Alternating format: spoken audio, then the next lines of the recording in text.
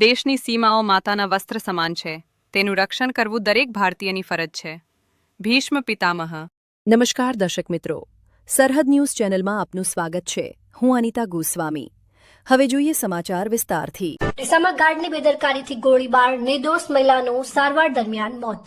Bank બહાર ગાર્ડની બંદૂકમાંથી અચાનક ગોળી છૂટી રિક્ષામાં બેઠેલી મહિલાને વાગી. ગામમાં શોકનો માહોલ. ડીસામાં એક દુઃખદ ઘટનામાં સિક્યોરિટી ગાર્ડની બેદરકારીને કારણે એક નિર્દોષ મહિલાએ જીવ ગુમાવ્યો છે.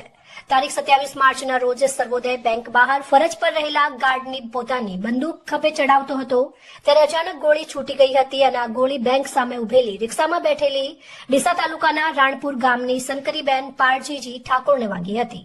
ગોળી વાગતા જ તેઓ ગંભીર રીતે ઇજાગ્રસ્ત થયા અને ઘટના સ્થળે અફરાતફરી મચી ગઈ હતી. તાત્કાલિક તેમને નજીકની હોસ્પિટલમાં અને ત્યારબાદ વધુ સારવાર અર્થે અમદાવાદ સિવિલ હોસ્પિટલ ખસેડવામાં આવ્યા હતા.